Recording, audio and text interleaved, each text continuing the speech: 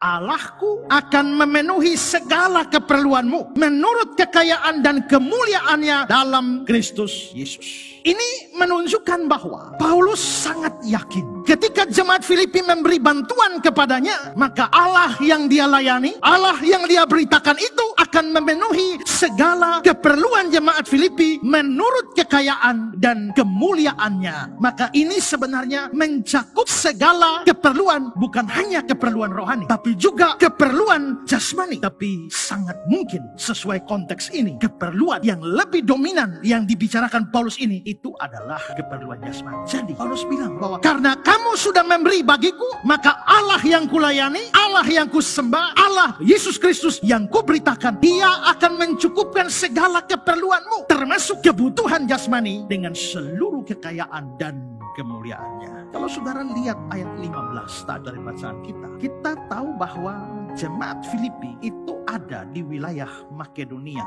Filipi ini ada di Makedonia. Dari situ kami ke Filipi, kota pertama di bagian Makedonia. Jadi di Makedonia ada banyak kota. Salah satunya adalah Filipi. Nah, saudara-saudara, sesuatu yang menarik adalah bahwa dalam surat Korintus, Paulus itu menyinggung jemaat-jemaat di Makedonia. Dan Paulus mengatakan jemaat di Makedonia itu rata-rata miskin-miskin. Perhatikan 2 Korintus 8. Saudara-saudara, kami hendak memberitahu kepada kamu tentang kasih karunia yang dianugerahkan kepada jemaat-jemaat di Makedonia. Kalau jemaat-jemaat di Makedonia, berarti masuk Filipi juga termasuk, karena Filipi itu di Makedonia. Ayat 2, selagi dicobai dengan berat dalam berbagai penderitaan, berarti jemaat Filipi menderita, sukacita mereka meluap. Dan meskipun mereka sangat miskin, bukan miskin, sangat miskin. Kata miskin dalam bahasa Yunani ada dua. Penikros artinya miskin, tapi ya masih adalah. Tapi kata yang kedua, toke atau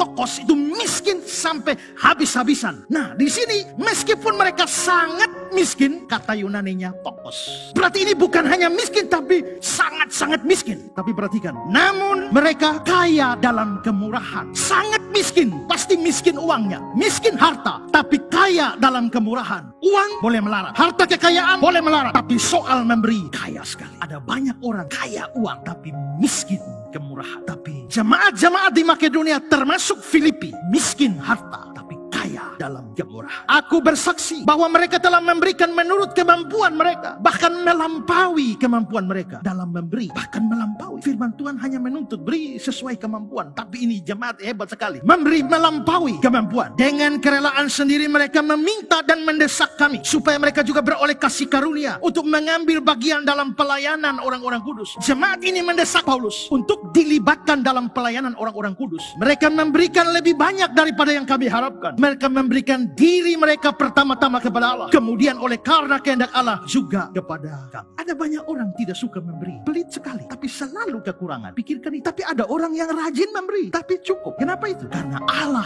yang kaya sanggup mencukupkan segala keperluanmu. Jadi Filipi 4 ayat 19 ini menyatakan bahwa orang yang mau memberi kepada orang lain, kepada orang susah, pasti akan mendapatkan berkat, termasuk berkat jasmani dari Tuhan. Dan menarik, ada banyak ayat di dalam kitab Amsal yang bicara soal ini. Amsal 11 ayat 25. Siapa banyak memberi berkat, diberi kelimpahan. Siapa memberi minum, dia sendiri akan diberi minum. Pasal 19 ayat 17. Siapa menaruh belas kasihan kepada orang lemah, mestinya terjemahannya orang miskin, memiutangi Tuhan. Memiutangi Tuhan itu sama dengan berhutang pada Tuhan. Jadi kalau saya lihat ada orang miskin, saya bantu, itu saya bikin hutang pada Tuhan, atau saya bikin Tuhan berhutang kepada saya. Lalu kalimat selanjutnya, yang akan membalas perbuatannya itu Tuhan pasti balas. Karena apa? Pemberian saya kepada orang miskin membuat Tuhan berhutang kepada saya. Kalau Tuhan berhutang, tak mungkin tidak dibayar. Pasal 21 ayat 13. Siapa menutup telinganya bagi jeritan orang lemah, tidak akan menerima jawaban kalau dia sendiri berseru-seru. Kalau orang susah, orang sengsara berseru-seru, kamu tutup telinga. Jangan heran pada saat kamu susah dan kamu berteriak-teriak, Tuhan tutup telinga atau Tuhan menutup telinga orang lain. 22 ayat 9. Orang yang baik hati akan diberkati karena ia membagi rezekinya dengan si miskin. 28 ayat 27. Siapa memberi kepada orang miskin tak akan kekurangan, tapi orang yang menutup mata matanya akan sangat dikutuki. Banyak ayat-ayat Amsal yang mengatakan demikian. Orang yang menabur sedikit akan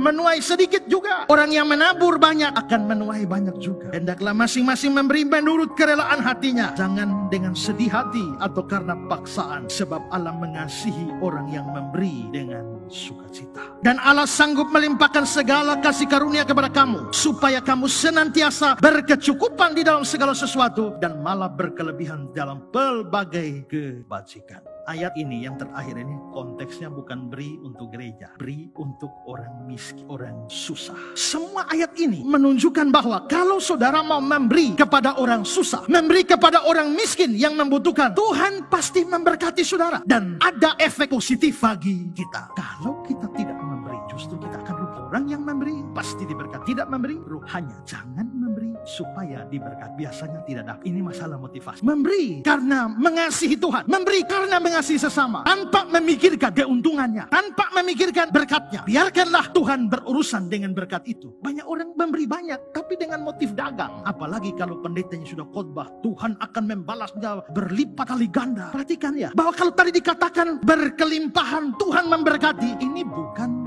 teologi kemakmuran. Perhatikan coba ayat 19 tadi. Allahku akan memenuhi segala keperluanmu, bukan segala keinginanmu, bukan segala permintaanmu. Seperti diajarkan teologi kemakmuran, minta apa saja, asal mau apa saja, Tuhan pasti kasih. Tuhan bukan Tuhan yang memanjakan anak-anaknya, tapi Dia memberikan segala keperluanmu. Jadi jelas bahwa orang yang mau memberi kepada orang pasti diberkati, termasuk berkat jasmani.